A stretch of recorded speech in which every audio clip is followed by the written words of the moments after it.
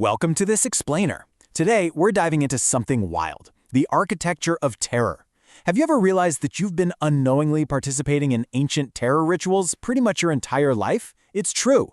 For thousands of years, the very night you now spend casually handing out fun-sized candy bars to kids was actually considered the most genuinely dangerous night of the entire year.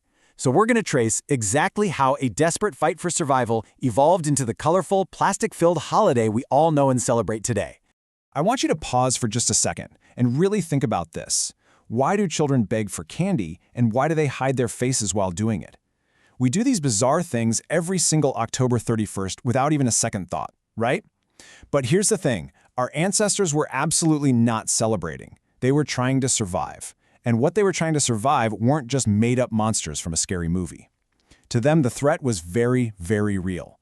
The rituals you and I repeat every year are actually the direct descendants of those ancient, desperate survival strategies. And this gives us such a stark juxtaposition. On one hand, you have modern reality. Innocent kids dressed up in plastic superhero costumes, giggling and asking for candy. But ancient reality? That looked completely different. We're talking about desperate people literally wrapping themselves in animal skins just to make it through the night. In this explainer, we're focusing specifically on that crazy transition. How exactly did we go from these grim ancient survival rituals to modern children's activities? Because honestly, the journey between these two realities is absolutely fascinating. All right, let's jump into part one. Samhain, the dark half of the year. 2,000 years ago, early humans didn't just invent these traditions out of thin air. They were highly observant of their world. They literally watched the autumn light go flat and gray. They smelled the dying leaves rotting back into the earth. Animals vanished, the crops died off. And tragically, people who got sick in October often just didn't make it to spring. Death was visibly everywhere. So they naturally developed these intense rituals to try and manage what they absolutely couldn't control. The Celts actually called this specific time of year Samhain. They basically operated on a calendar that was split right down the middle, half light, half dark. Samhain was the ultimate hinge point where the year tipped into the darkness. On this exact night, they believed the boundary between the living and the dead completely dissolved. And I want to be super clear about this. The dead weren't just spooky metaphors to them. Oh no. They were believed to be literal entities walking among you, close enough to reach out and touch. To really grasp how sheer terror morphed into childhood entertainment, we've got to track this journey through time.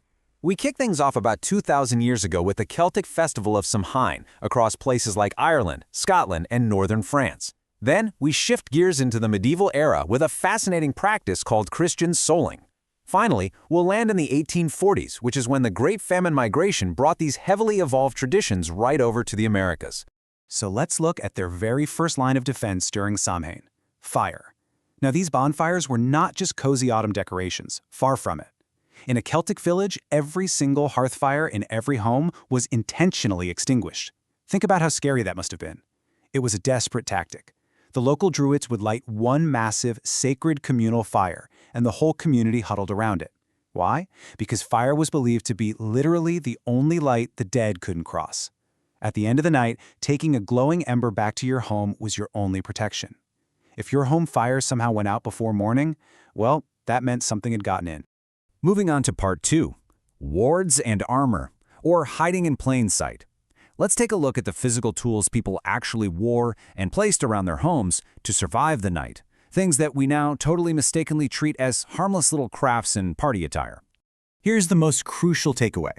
Costumes were not for scaring people. They were strictly for hiding. When those ancient villagers wrapped themselves in animal skins and wore literal animal heads, they were creeping around that sacred fire, trying their hardest to make themselves completely unrecognizable. It was pure camouflage. The logic behind it was both simple and totally terrifying. If a wandering, hungry spirit couldn't recognize you as a living, breathing human, it might just pass you by. Now think about the classic jack-o'-lantern for a second. Long before we had the friendly modern pumpkin, the original protective wards were actually carved out of large, hollowed-out turnips. Yeah, turnips. They were carved with these grotesque, twisted, creepy faces that were meant to mimic the dead. You'd place them in your windows and doorways as literal protection sigils. The goal was to trick wandering spirits into thinking they'd already found what they were looking for, or to just downright frighten them away. So, you might be wondering, how on earth did we go from creepy root vegetables to big orange pumpkins? Well, the answer brings us to the year 1840. During the horrifying Great Famine migration, the Irish brought their survival traditions over to America. Turnips were actually kind of hard to come by there, but pumpkins were native to the Americas and they were everywhere, so the switch was completely practical. But the original heavy meaning came right along with it. That friendly, glowing face sitting on your front porch today? It is a direct descendant of a hollowed-out turnip meant to repel the walking dead. All right, let's get into part 3, a deadly negotiation, the origins of trick-or-treat. We are diving into the very core of modern Halloween. We all know the current setup. Kids get candy, everyone's happy, it's a great time. But the real, historical origins of this practice, definitely not so happy. There are actually 2 distinct and pretty disturbing historical origins for this candy-begging tradition. First, back during Samhain, the dead were believed to be hungry and wandering the earth. So, desperate people would leave offerings like milk, bread, or even blood right on their doorsteps. A fed spirit was a peaceful spirit, but an unfed one, it would take whatever it wanted. Then, if we jump forward to medieval Christian Europe, we find our second origin, souling. Poor folks and kids would go door to door on November 2nd, begging for soul cakes. It was a literal, high-stakes transaction where they traded prayers for the souls of a household's dead relatives who were stuck in purgatory, all in exchange for a few pastries. I really want to emphasize the dramatic irony we're looking at here.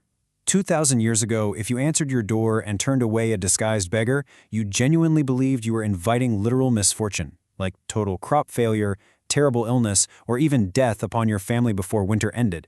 And during the medieval era, turning away those beggars meant you were refusing mercy to the dead, who were literally wearing the faces of children. The stakes for handing out a treat used to be life and death. Let's break down how this evolved in Scotland and Ireland with the geyser tradition, because it was a very strict 3-step survival process. Step 1, you absolutely needed a disguise. This acted as your armor so spirits wouldn't recognize you. Step 2, you couldn't just stand there and hold your hand out. You had to offer a performance, maybe a joke, a song, or a poem. That was your currency. And step 3, you received the food, which was your survival offering. Put them all together, and these steps functioned as a literal binding contract to survive the night. Which brings us to part 4, the Great Forgetting, inheriting the rituals. This is the ultimate question of this explainer. How exactly did an elaborate, desperate system built by people who were certain they were being hunted by the dead transform into a lighthearted children's activity? Well, here's the crazy part. Halloween didn't just become a kid's holiday by accident, and it certainly wasn't just some clever marketing invention.